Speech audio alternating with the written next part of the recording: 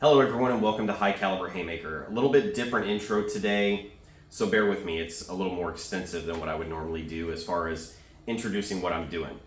So on the day that I filmed the footage of the Taurus PT92 review, we saw rain coming in, and so I feel like I didn't do the firearm justice for the firearm itself, but also for you as a subscriber.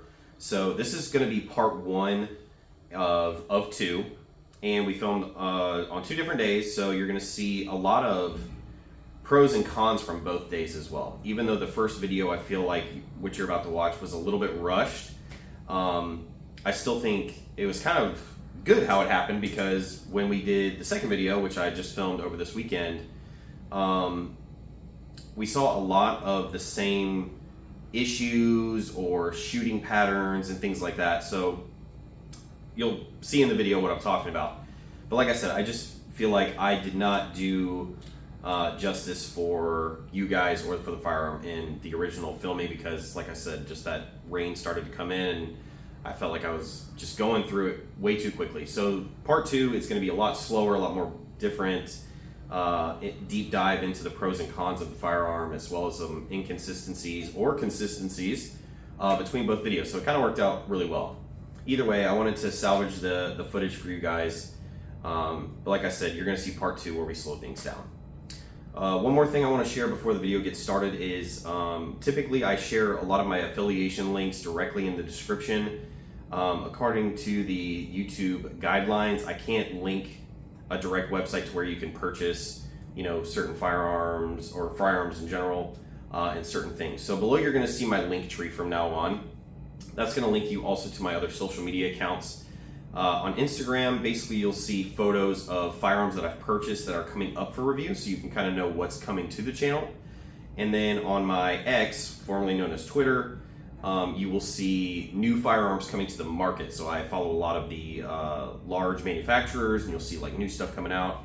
And I don't do politics on my channel, but if there's something Second Amendment related or something that affects a specific state in the United States, you'll see me share it there, so you can be more in the know. So you're not having to dig to find a lot of things going on in the political world. So like I said, click my link tree. You'll find those links there, as well as my affiliation links to purchase certain things. So you also see some discount codes there if you feel free to use those as well. But anyway, so getting into today's video, we are reviewing the Taurus PT92. Like I said, this is part one of two, so make sure you hit that subscribe button so you can also see part two to see some of the things that are relatable, and follow me on my other accounts so you can see what's coming to the channel. And that's pretty much it. So like I said, I know this is more drawn out than I normally would do on my intro, but I felt necessary to do so. So let's get into it.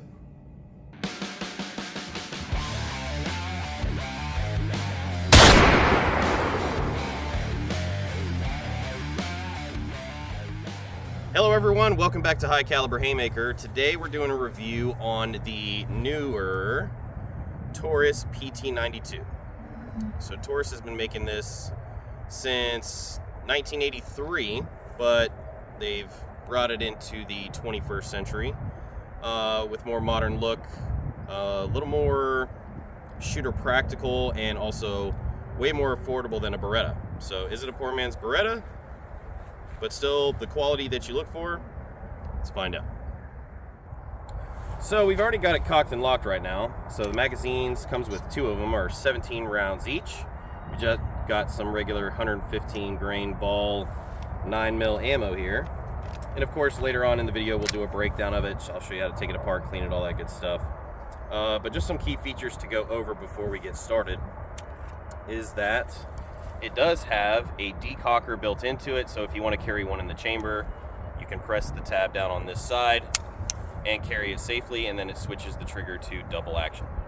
So very convenient, especially now that South Carolina and a lot of other states are now constitutional carry, so you don't need a permit. So if you want to carry cocked and locked but still want to be safe, you can do so. Of course, it does have a manual safety on that is ambidextrous on both sides, and it literally looks just like a Beretta. So we're going to take some initial shots here. I have shot this before just to kind of see where the sights are. So the rear sight is dovetailed in, but it is adjustable. The front sight is set, so there are some compensations that may need to be done, but that's what we're out here for, so we'll find out.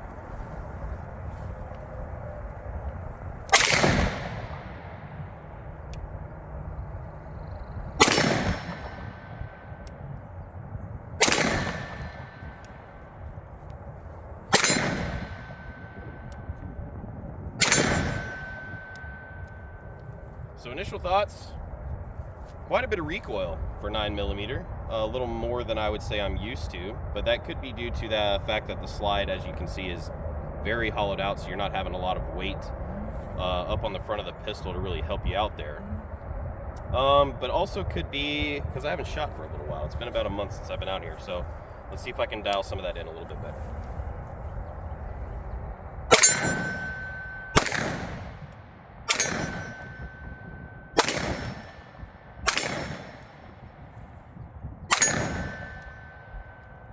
Feels a bit better.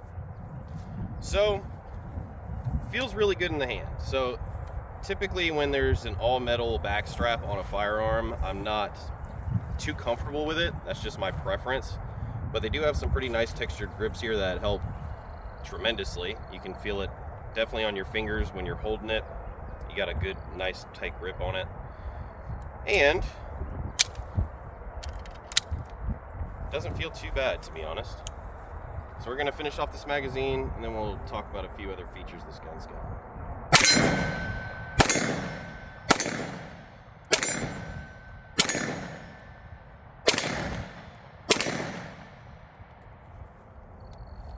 Not bad at all. Okay, so we got our 2 mags loaded back up again. And a couple other things I'm noticing while going through this. So if you look at the initial position of the trigger here, you know, it's pretty far back. If I hit the decocker, pretty far forward, obviously. But watch this when I rack the slide to the rear. Look how far back the trigger goes.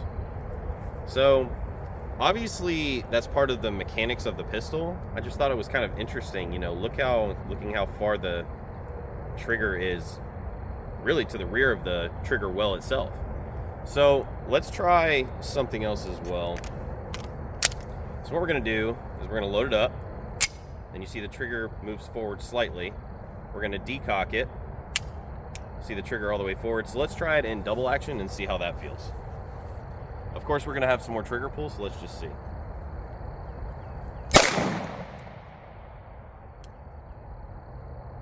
I'm going to go ahead and decock it again.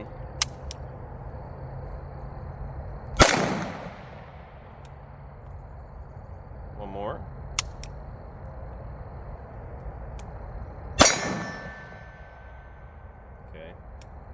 So the trigger pull is quite significant. I would assume around 10 to 12 pounds on double action. I do have a trigger gauge at home. When we do the breakdown of the firearm, we will test it in double and single action just to see. Now, let's go ahead and put this on safe. And while we're pulling the trigger, the wall is pretty, it's not a lot as far as take up to where you hit the wall to pull the trigger. So single action, definitely more comfortable. Significantly more comfortable, but let's try a couple more in double action. For instance, you know, cocked and locked, carrying it in your holster, and you need to use self-defense. So we're going to start from the downward position, bring the firearm up, and take a shot on the full-size target.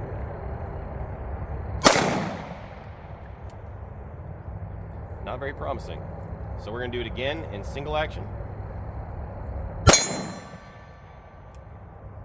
Definitely something to note. Let's try one more. This is double action. Shooting high into the left. Single action, not a problem at all. So, is double action, for me, really a good option? Doesn't really look like it, but we'll give it a couple more tries. And again, practicing will help with this. Again, to the left.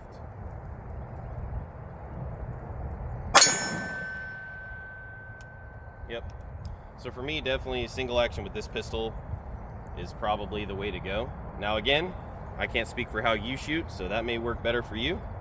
But just from initial thoughts, from a downward position on site and shooting, having to pull that trigger, that extra, what I would assume 6, 7, 8 pounds, you definitely feel it. So we'll do one more. Double action. Missed again. Single.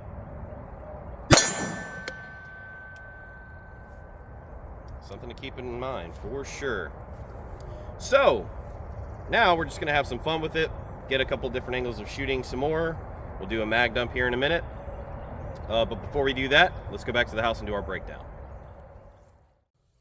Alright, so for our breakdown, typically I'm doing it where the camera is right above. I'm going to try a different angle just to see if it benefits you guys a little bit better. Just trying some new things out as far as like the video flow and things like that for you as the viewer. So first thing we're going to do, of course, is make sure that the firearm is unloaded. No magazine. The chamber is empty. So what you're going to do first is lock your slide to the rear. And then you'll notice the takedown lever right here. On the other side, there's a little button you need to press for it to be able to be released. So you press it, the takedown goes in a downward position. Make sure you hold on to your slide when you press your slide release, and that will allow you to push it off of the frame. So as you can see, the frame is very dirty here. I'm actually not going to clean this because, like I said in the intro, I already planned on doing a part 2. I don't think it'll do it justice if we clean this and then take it back to the range, so we're going to not clean it today. As far as taking your recoil spring out, make sure you hold it because it is under tension, and it is not an enclosed spring, it is on a guide rod, so make sure you look out for that as well. And then to take your barrel out, you're going to press up and out. Press this little detent in, see how it lifts that part there, and your slide, or your barrel, excuse me, will come right out of the slide. Fairly dirty in here as well, as expected. So that is your field strip. So again, we're not going to clean this today. Typically you'd see me get out my carbon killer, spray it down, soak it, scrub it all clean, put it all back together. But to do it justice and for you guys for the video, we are not going to do that today. So we're going to drop this back in for our reassembly. Make sure it's seated all the way down. You'll notice that it can get hung up in here where the barrel meets the back of the pistol. Recoil spring. Drop it in, push forward. You'll need to make sure your guide rod does go into the front of the pistol. That's how you know it'll be far enough and aligned. Everything should look like that once you put it all back together. And then of course, start from the rear of the slide onto the frame. Start working that back. What you can do is relock your slide here. Flip this up, then you should be locked in place. And then you should be good to go. Let's check our trigger reset. Holding. And then we'll release. Not too bad. Let's try it in double action. Now, I don't know if I can release it while it's in this. Oh, I can. Okay. That's one click. So nothing there. So it does have to go in full double action. That's pretty far. Pretty significant.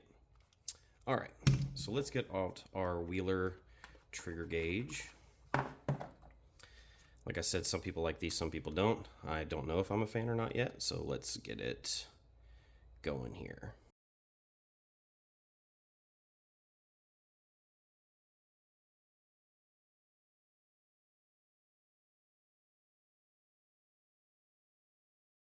All right, so like I said, we're going to change the angle a little bit. And another 17 round magazine, same ammo. And we just actually watched that previous clip back, and actually something I'm noticing too is a little bit of inconsistency in the ejection. Typically when you shoot a firearm, it's like, you know, coming out the side here, there's some that are going up, there's some that are going this way, some going that way. So that just could be initial break-in, but just something I noticed to keep noting. So let's keep going.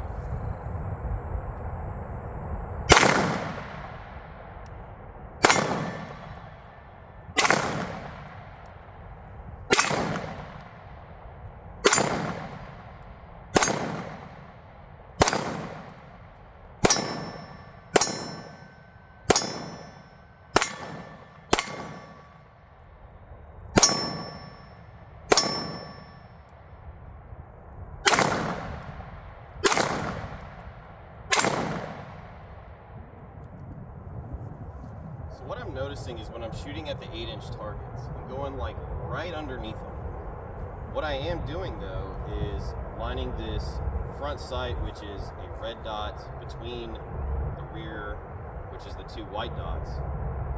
But if I slightly bring it above what would be, you know, your sight picture of the 3 dots in a row, that's when it'll hit. So does that really give us an issue? Potentially, because if you think about it, the rear sight can only go left to right. You can't adjust it up and down. So something to keep in mind. But as far as having to shift it left or right to be able to hit on target, I'm not having to do that. So on the full size target, you'll see that I'm hitting, you know, pretty much center mass on both of them. And then once I get to the 8-inch targets, I'm having to go almost down a little bit to bring that red front post up just a hair. So something to keep in mind. But again, when you get something like this where it does not have an adjustable front sight, you definitely need to practice with it.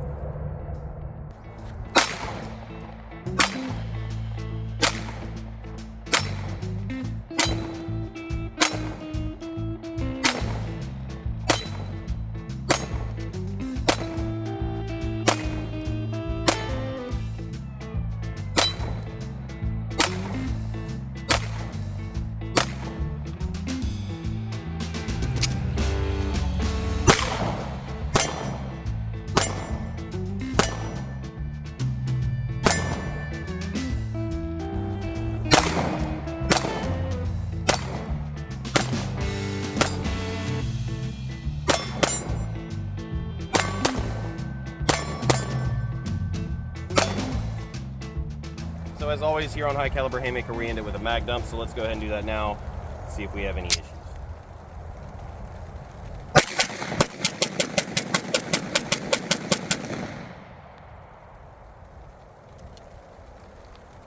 And there you have it. As always, everyone, stay safe, get out to the range, knock out some rounds, and I'll see you next time.